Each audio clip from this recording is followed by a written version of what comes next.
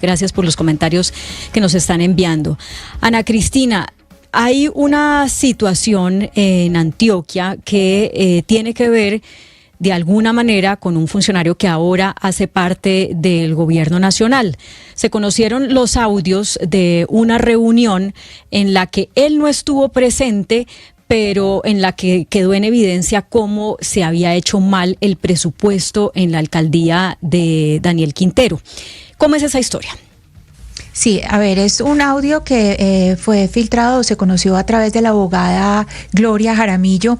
En este audio hablan varias personas, una de ellas es la asesora jurídica de la Secretaría de Inclusión Social, Isabel Cristina Cadavid, y el problema que se expone es que el secretario de Hacienda, Óscar Hurtado, que además fue el que terminó la alcaldía de Daniel Quintero, acuérdense que Daniel Quintero no terminó la alcaldía, el que terminó fue él, toda esa proyección que hizo el secretario de Hacienda pues no estuvo bien, entonces tenían que echarle, esto fue el 6 de agosto de 2021, entonces tenían que echarle tijera a algunos programas porque ya no tenían plata hasta diciembre, o sea, necesitaban ahí 200.000 millones extra que se necesitaban y efectivamente pues Juan Pablo Ramírez en este momento pertenece ni más ni menos que al Ministerio de Hacienda. Él en este momento pues tiene un cargo en el Ministerio de Hacienda y quien lo estaba reemplazando en ese momento, usted bien lo dijo, él no estaba en la reunión porque él estaba en licencia de paternidad. Entonces, la persona que estaba a cargo del cargo es del cargo de la secretaría, era su subsecretario técnico, su hombre de confianza estaba como secretario encargado, que es el señor Santiago Preciado, y él es la persona pues que nos puede explicar muchísimo mejor cuáles son estos asuntos de los que se hablan, porque son asuntos delicadísimos, pues que es Claudia, va desde cosas de cómo se le va a hablar a los medios de comunicación, desde que se va a hacer contratación directa y va a haber problemas con los contratos interadministrativos y se habla de un Tetris financiero. Entonces ese es nuestro invitado de hoy y nos atiende en línea en este momento, señor Santiago Preciado, bienvenido a Mañanas Blue. Hola Ana Cristina, Claudia, buenas tardes, ¿cómo están? ¿Me escuchan bien? Sí, señor, lo estamos escuchando bien. Señor Preciado, pues empecemos por entender por qué llegan a ese punto de hablar de un Tetris financiero. ¿A quién se dejó de atender? Porque lo que uno entiende en todo el audio es que se deja de atender por eso que llaman el Tetris financiero y se habla de recortes pues para adultos mayores, para el PAE, para los habitantes de calle. Ana Cristina, perdón, antes de pasarle la palabra al señor Preciado para que responda a su pregunta, oigamos el audio para que la audiencia entienda mejor de qué estamos hablando. El administrativo efectivamente nos llevó el que nos trajo. Entonces, por ejemplo, todos los que tengan con UDA, con Metrosalud y todo eso, con Colegio Mayor, casi todos ustedes, tenemos una serie de dificultades que hoy no tenemos la respuesta, pero esa va a ser la parte final de ese año que les digo que va a ser muy duro. Porque entonces nos van a preguntar, ¿y por qué contrato así? ¿Por qué contrato así? ¿Y por qué te pasaste de un interadministrativo a un directo a esto? O sea, le estás haciendo el quite a la ley de garantías y claramente eso lo ve cualquier atronado que medianamente lea. Entonces, realmente el ejercicio va a estar pesado. Por eso les digo que hay que empezar a sustentar entre lo que es el servicio, que es social, y el impacto que tiene en la gente, frente a lo que es la modalidad de la contratación. O sea, realmente lo que no necesitamos es que nos digan que hicimos una celebración indebida de contratos. ¿Por qué? Por indebida selección de la modalidad. Eso es lo que no queremos que pase. Entonces hay que empezar, porque ese es un riesgo muy alto y ese sí tiene mucha implicación de responsabilidad. Entonces hay que empezar a tratar como de mirar cómo vamos articulando, o no suscribirlo de esa manera, sino hacernos los muertos con unos servicios hasta julio. O sea, hay que ponerle mucho ojo como de auditor. Como si ustedes piensen al revés, como si fueran la Contraloría de una vez revisando qué le podrían decir, qué le podrían preguntar. Y ese es el ejercicio que tienen que hacer ustedes con los abogados. Esa voz que escuchábamos es de la asesora jurídica, precisamente la señora Isabel Cristina Cadavid, quien planteaba cuáles son los problemas para hacer lo que ellos llamaron ese Tetris financiero y poder hacer como de auditores. Entonces, le repito la pregunta para nuestro invitado, el señor Santiago Preciado, pues cómo se manejó ese Tetris financiero, cómo llegaron a esa dificultad por el error que cometió la Secretaría de Hacienda y que finalmente pues si esto repercutió en dejar de atender programas clave como es atención a la vejez, el programa de alimentación escolar y habitantes de calle. Bueno, estimada Ana, Claudia y a toda la audiencia, buenas tardes. En ese momento nosotros estábamos a 2 meses de haber llegado a la Secretaría de Inclusión Social, Familia y Derechos Humanos. Para la audiencia, por ejemplo, en Bogotá es lo que atiende integración social, es decir, derechos humanos, habitante de calle, población mayor, población vulnerable, una parte del sistema de gestión del riesgo, niñez y el programa de alimentación escolar y todo lo que tiene que ver con la alimentación a la población vulnerable en la ciudad. El año 2021 era un año complejo, era un año en el que estábamos empezando a tener los problemas de inflación, era un año donde estaba recién cerrándose el episodio del estallido social, lo que implicó que hubiese un incremento en los precios de los alimentos, por ejemplo, para las canastas de alimentación a la población mayor no se les puede dejar de dar carne de res, ¿cierto? Pero el IPA, el índice de precios de los alimentos, estaba fluctuando entre el 7 y el 20 y algo % en ese momento. ¿Qué implicaba eso? Que toda la atención y la planeación que se había hecho desde el año anterior, porque recuerden que en lo público uno planea desde agosto, septiembre, octubre, planea el año que viene, lo que nos estaba implicando eso en ese momento era volver a tener que planear no solamente el cierre del año, que estábamos apretados porque ya teníamos inflación, teníamos inflación de los alimentos supremamente disparada por todo lo que ocurrió en el Valle del Cauca. Recordarán ustedes que el precio del huevo se disparó de una forma exponencial cuando en el Valle del Cauca, si no estoy mal, por los temas de los bloqueos mueren millones y millones de aves y el huevo pasa de costar a los proveedores al por mayor un 150 pesos a valer 700 pesos. En ese caso tocaba no solamente actuar en el presente para modificar lo que se estaba ejecutando en ese momento, sino que se debía planear el año 2022, que es el ejercicio entonces dual donde nosotros decimos cómo tiene que hacerse la contratación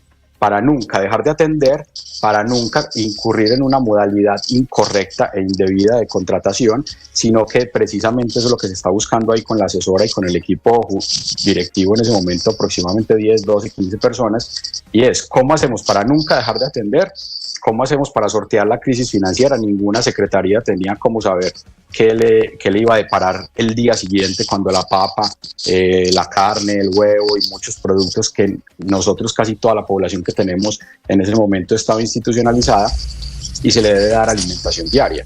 Eso nos implicaba... Señor Preciado, sí, en ese sentido, pues uno diría que todas las alcaldías pues tuvieron la misma situación, porque veníamos de pandemia, pues claro el estallido social afectó a las otras administraciones, y aquí el tono en que se oye la conversación, pues primero es un tono pues como de cómo vamos a hacer para tapar esto, porque se habla incluso de mantener el discurso frente, un discurso unificado frente a los medios de comunicación, y la asesora jurídica David habla de que si incurrimos en alguna falta, que quedemos en lo administrativo y no lo fiscal y penal.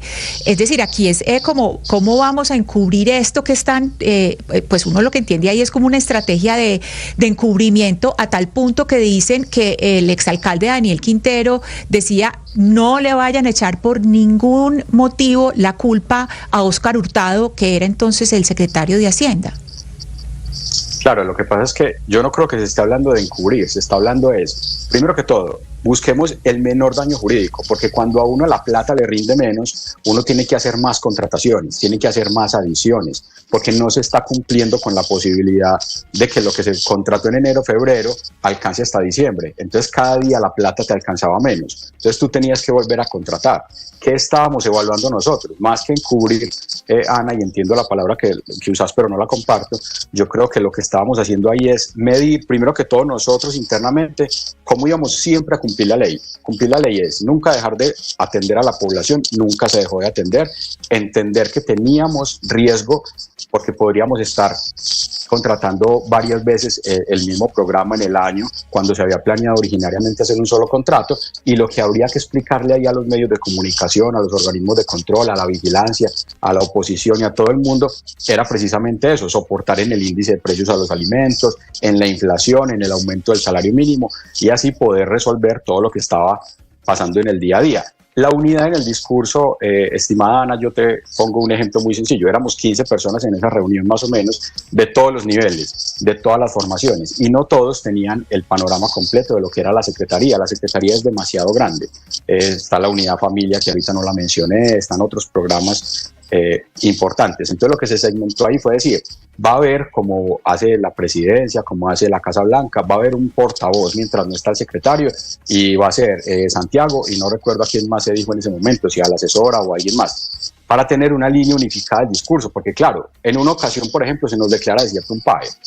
Declarar desierto un PAE es que la contratación no hubo oferente, y iba a quedar en riesgo la alimentación de 70.000 niños. Eso es algo que iba a preguntarse la ciudad, la oposición, los medios, los órganos de control, nos iba a preguntar. Entonces lo que decíamos es, tiene que haber portavoces que tengan todo el panorama completo de cómo es que se está llevando a cabo la gestión de la Secretaría. De hecho, señor Preciado, en el audio lo que se dice es que los que estarían encargados de esa vocería serían la señora Isabel Cristina, la señora Isabel Cristina Cadavid, usted, que inclusive dice que a usted no le gustan mucho las cámaras, dicen ahí en el audio, y el señor Juan Pablo Ramírez, que se supone que el entonces secretario Juan Pablo Ramírez estaba en licencia de paternidad, que incluso nos contestó para esta entrevista y él dice, no, yo no estaba ahí, pregúntele a Santiago que él era el que estaba, Santiago Preciado, que era el que estaba ahí, pero resulta que el señor Juan Pablo Ramírez, que dice que no, que él no estaba ahí porque estaba en licencia de paternidad, a los 2 días en un lugar del poblado, en una unidad de vivienda del poblado, él se reunió con algunos funcionarios y les dijo a los funcionarios de entrada, 1, que apagaran los teléfonos, y 2, les pidió que pusieran parte de su salario para la corporación. El futuro se parece a nosotros. Entonces ahí es donde uno dice, bueno, estaba en licencia de paternidad, pero también estaba ahí porque lo estaban primero considerando para tener vocería, y segundo, a los 2 días pues él estaba haciendo ahí una vuelta eminentemente política.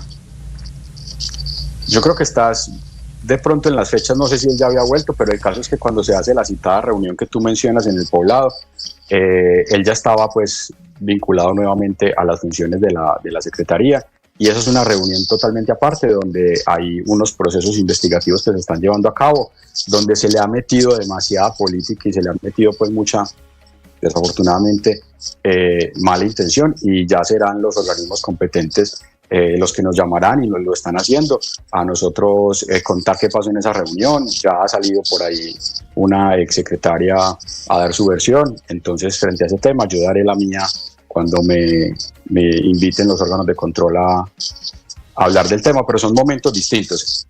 El portavoz, hasta que volviera Juan Pablo, se definió que éramos Isabel y yo. Sí, hay algo importante, y es el asunto que se hace y que de hecho es la primera parte del audio que escuchamos hace unos minutos, y es lo que pasa con los contratos interadministrativos, que por esta dificultad pasa a ser contratación directa, con todo lo que eso quiere decir. Además tenían encima ley de garantías. ¿Cuáles fueron esos, qué pasó con esos contratos interadministrativos cuando usted dice, bueno, nos llegó el que nos trajo? No, lo que pasa es que nosotros perdí el video, pero no sé si ustedes me están escuchando. Sí, lo estamos escuchando. Perfecto. Sí, lo estamos escuchando bien. Adelante. Listo, maravilloso. Entonces, estimada Ana, te iba contando, ya volvió el video.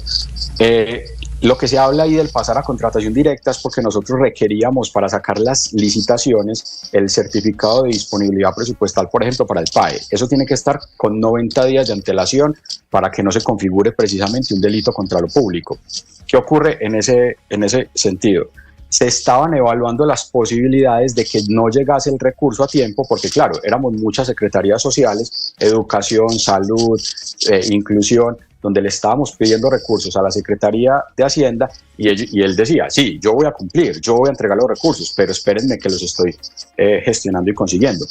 Nosotros lo que precisamente decimos allí es, nunca ojalá tengamos que llegar a tener que contratar un PAE directo, nunca se hizo. Se pudo hacer los procesos licitatorios, se pudieron hacer todos los contratos como se venían haciendo, y todas las unidades pudieron terminar el año acompañando a la población mayor, al habitante de calle y a la población en vulnerabilidad. Se pudo cumplir en todo. Es que esa era una reunión de planeación para cerrar el año y para cerrar, para abrir el otro año, que como tenía ley de garantías, nosotros éramos meticulosos y tratábamos de ir siempre un paso adelante.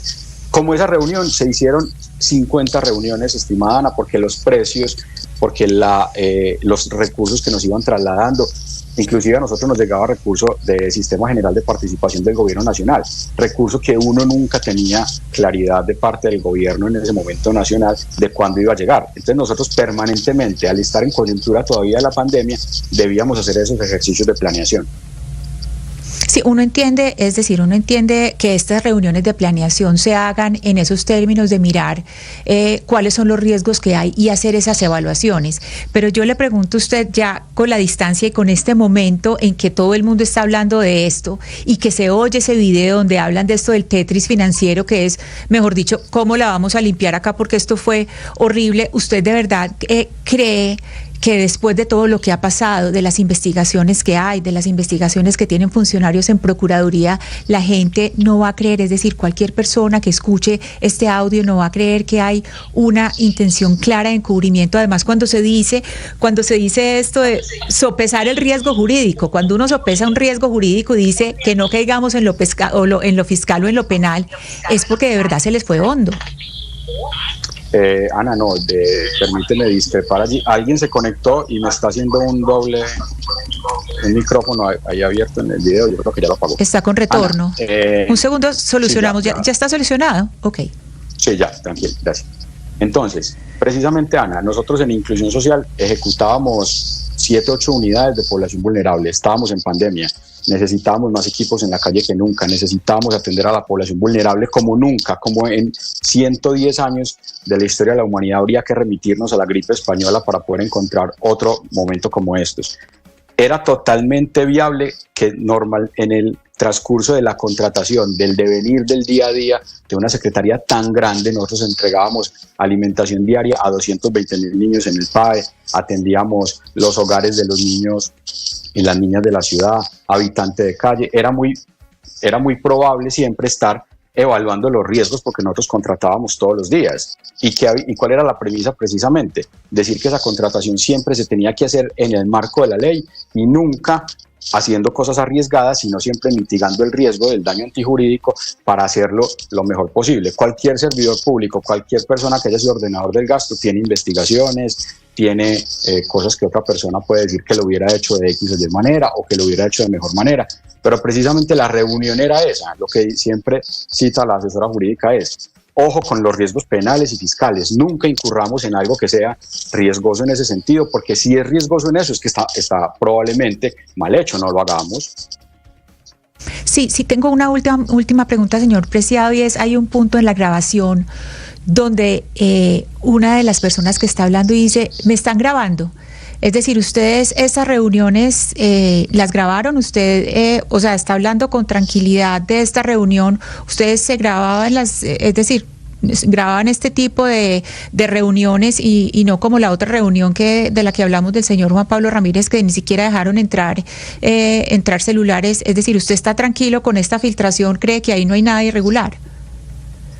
Mira, no, eso pues todos sabemos quién lo hizo y es una persona pues que tuvo diferencias con el equipo, que su gestión ya habría que entrar a revisar en detalle, pero hay diferencias pues en lo que fue su gestión y sus capacidades y sus momentos en cómo tomó decisiones, y eso es subjetivo, digamos, pero en una reunión de 12, 15 personas de un comité directivo, había personas que por su edad o que por su forma y su método de trabajar preferían tomar nota, otras preferían hacer el acta, otras preferían que les mandaran las notas, y esta persona en su momento decidió grabar. Creería uno que con buena intención de tener el archivo pues para luego, porque eran reuniones muy largas de planeación donde se tomaban a veces decisiones, y ella pues en su haber tomaría la postura pues de grabar y luego pues de filtrarla y de que se use de esta manera, Ana. Pero lo público es esto, el escrutinio permanente y el control ciudadano tiene que existir, y si hay personas que tienen dudas sobre lo que se dijo allí, sobre lo que se definió después y sobre cómo se ejecutaron y se contrató, ese es el deber ciudadano que tiene que tener cada servidor público. Entonces aquí estaremos siempre dispuestos para dar la cara, dar las explicaciones. Todo se cubrió, todo se atendió, fue una época dificilísima que no le desearía que nadie tuviera que vivir, pero ya esa persona tendrá que explicar con qué intención grabó. Creo que eso es inclusive un delito porque no avisó pues que iba a grabar. Sí, pero de hecho, pues bueno, ese es otro asunto, porque aquí ya pues la última palabra la tienen los órganos de control, la Contraloría, Procuraduría, etcétera. Además, las veedurías ciudadanas que han tenido pues un papel tan importante pues en el seguimiento de todo lo que ha pasado en la ciudad. Señor Santiago Preciado, que en ese tiempo estaba como secretario encargado de Inclusión de Medellín. Muchas gracias por estar en Mañanas Blue. No, gracias a usted, estimada Ana, saludos a Claudia y a la audiencia. Aquí es muy importante